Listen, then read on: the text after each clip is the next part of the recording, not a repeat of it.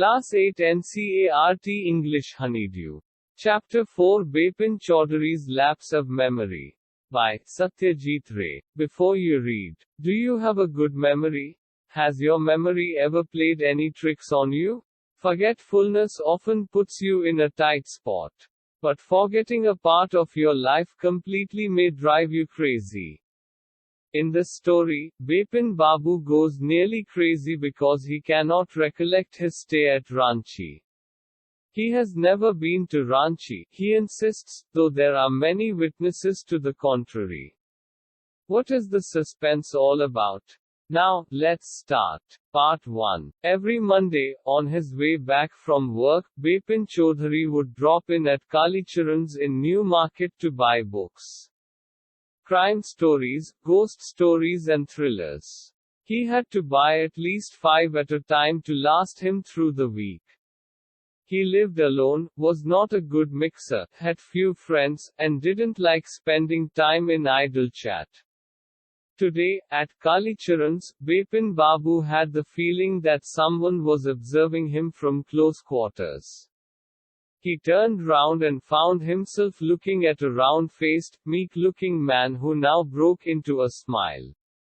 "I don't suppose you recognize me. Have we met before?" asked Bepin Babu. The man looked greatly surprised. "We met every day for a whole week. I arranged for a car to take you to the Honeydew Falls. In 1958. In Ranchi. My name is Parimal Ghosh. Ranchi." Now Bepin Babu realized that it was not he but this man who was making a mistake. Bepin Babu had never been to Ranchi. He had been at the point of going several times, but never made it. He smiled and said, "Do you know who I am?" The man raised his eyebrows, bit his tongue and said, "Do I know you? Who doesn't know Bepin Choudury?" Bepin Babu now turned towards the bookshelves and said, "Still you're making a mistake. One often does. I've never been to Ranchi." The man now laughed aloud. "What are you saying, Mr. Choudury? You had a fall in Honeydew and cut your right knee. I brought you iodine. I had fixed up a car for you to go to Netahad the next day, but you couldn't because of the pain in the knee.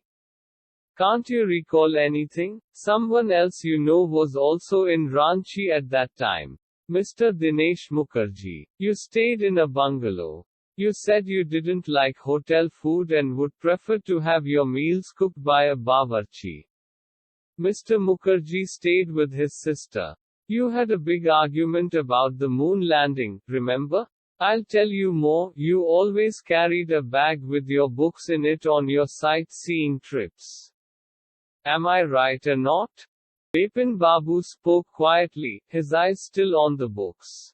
"Which month in 58 are you talking about?" The man said, "October."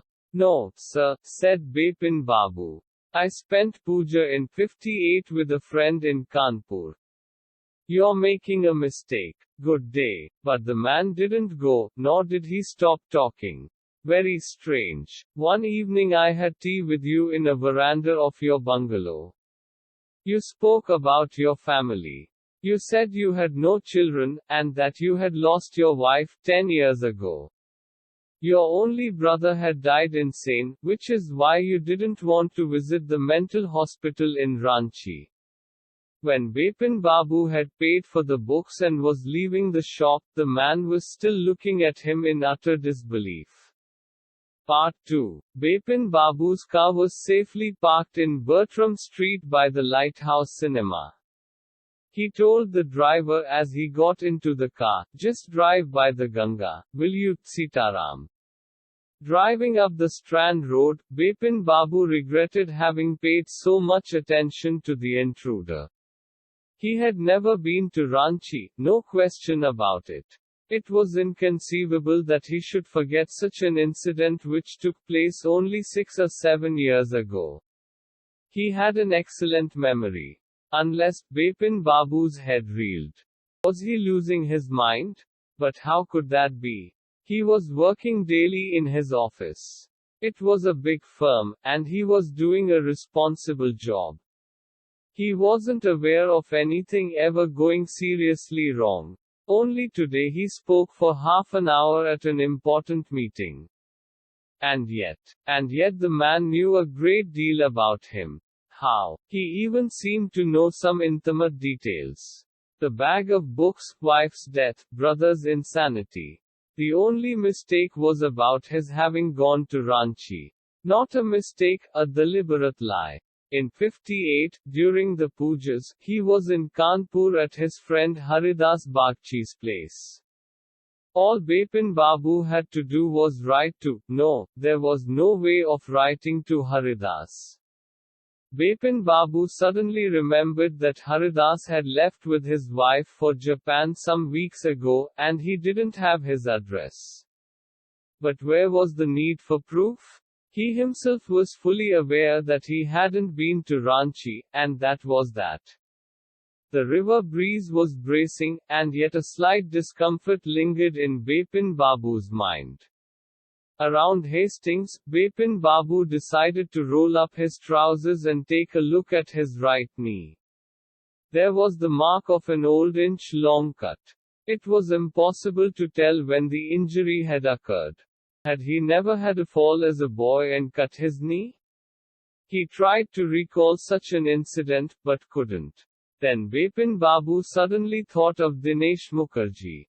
The man had said that Dinesh was in Ranchi at the same time. The best thing surely would be to ask him. He lived quite near, in Beninandan Street. What about going right now? But then, if he had really never been to Ranchi, what would Dinesh think if Bepin Babu asked for a confirmation? He would probably conclude Bepin Babu was going nuts. No, it would be ridiculous to ask him. And he knew how ruthless Dinesh's sarcasm could be. Sipping a cold drink in his air-conditioned living room, Bepin Babu felt at ease again. Such a nuisance. Just because they have nothing else to do, they go about getting into other people's hair. After dinner, snuggling in bed with one of the new thrillers, Bepin Babu forgot all about the man in Newmarket. Next day, in the office, Bepin Babu noticed that with every passing hour, the previous day's encounter was occupying more and more of his mind.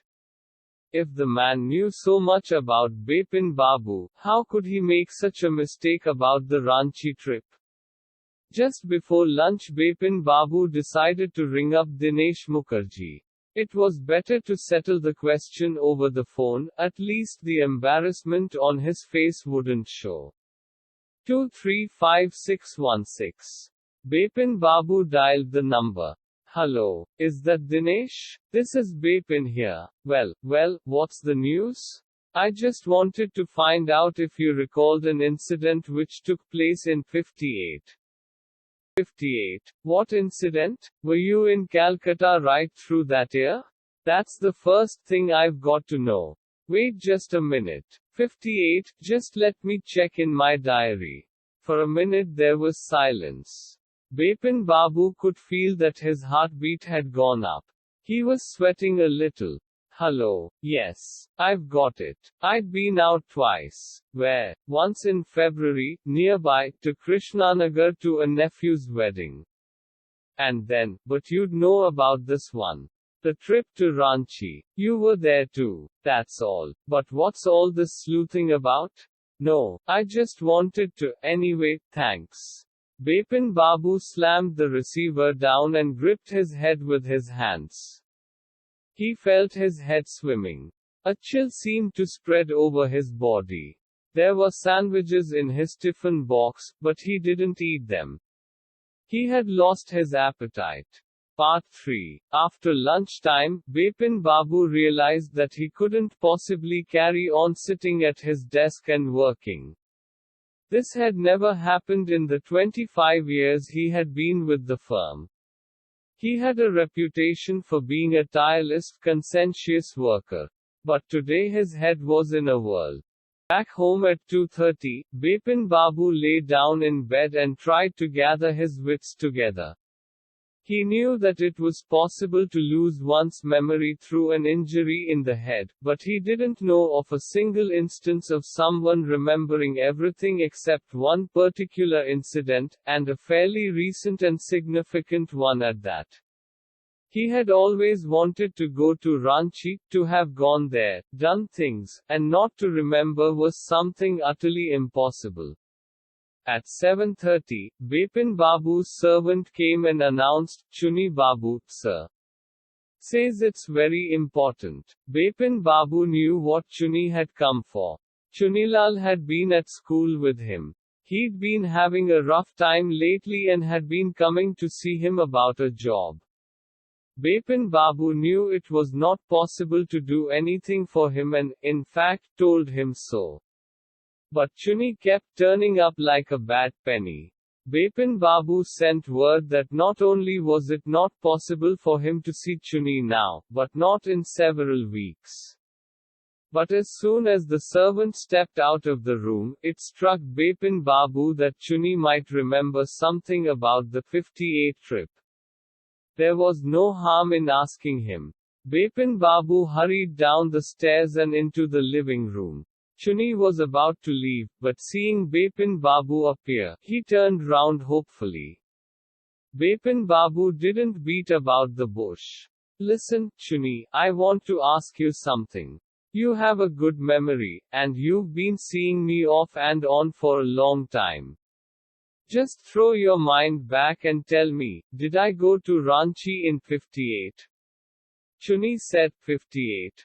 It must have been 58. Or was it 59? You're sure that I did go to Ranchi?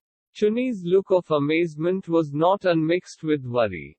You mean you have doubts about having gone at all? Did I go? Do you remember clearly? Chuni sat down on the sofa, fixed Bepin Babu with a long, hard stare and said, "Bepin, have you taken to drugs or something? As far as I know, you had a clean record where such things were concerned. I know that old friendships don't mean much to you, but at least you had a good memory. You can't really mean that you've forgotten about the Ranchi trip?" Bepin Babu had to turn away from Chuni's incredulous stare. "Do you remember what my last job was?" asked Chunilal. "Of course. You worked in a travel agency. You remember that, and you don't remember that it was I who fixed up your railway booking for Ranchi. I went to the station to see you off. One of the fans in your compartment was not working. I got an electrician to fix it. Have you forgotten everything? Whatever is the matter with you? You don't look too well, you know." Bepin Babu sighed and shook his head. "I've been working too hard," he said at last. "That must be the reason. Must see about consulting a specialist." Doubtless it was Bepin's condition which made Chunilal leave without mentioning anything about a job. Paresh Chanda was a young physician with a pair of bright eyes and a sharp nose. He became thoughtful when he heard about Bepin Babu's symptoms. "Look, Dr. Chanda," said Bepin Babu desperately, "you must cure me of this horrible illness. I can't tell you how it's affecting my work." Dr. Chanda shook his head. "You know what, Mr. Choudury," he said. "I've never had to deal with a case such as yours. Frankly, this is quite outside my field of experience. But I have one suggestion. I don't know if it'll work, but it's worth a try. It can do no harm." Bepin Babu leaned forward anxiously. "As far as I can make out," said Dr. Chanda, "and I think you're of the same opinion, you must have been to Ranchi, but due to some unknown reason, the entire episode has slipped out of your mind.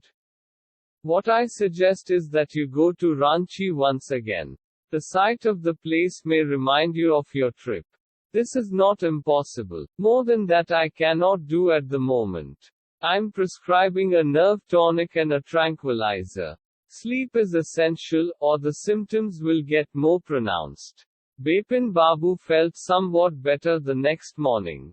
After breakfast, he rang up his office, gave some instructions and then procured a first-class ticket for Ranchi for the same evening. Part 4. Getting off the train at Ranchi next morning, he realized at once that he had never been there before. He came out of the station, took a taxi and drove around the town for a while. He realized that the streets, the buildings, the hotels, the bazaars, the Morabadi hill, with none of these had he the slightest acquaintance. Would a trip to the Hudru Falls help? He didn't believe so, but, at the same time, he didn't wish to leave with the feeling that he hadn't tried enough. So he arranged for a car and left for Hudru in the afternoon. At 5 o'clock the same afternoon in Hudru, two Gujarati gentlemen from a group of picnickers discovered Bepin Babu lying unconscious beside a boulder. When he came round, the first thing Bepin Babu said was, "I'm finished. There's no hope left." Next morning, Bepin Babu was back in Calcutta. He realized that there was truly no hope for him. Soon he would lose everything: his will to work, his confidence, his ability, his balance of mind. Was he going to end up in the asylum act? Bepin Babu couldn't think any more. Back home, he rang up Dr. Chanda and asked him to come over. Then, after a shower, he got into bed with an ice bag clamped on his head. Just then the servant brought him a letter which someone had left in the letter box. A greenish envelope with his name in red ink on it. Above the name it said, "Urgent and confidential." In spite of his condition, Bepin Babu had a feeling that he ought to go through the letter. He tore open the envelope and took out the letter.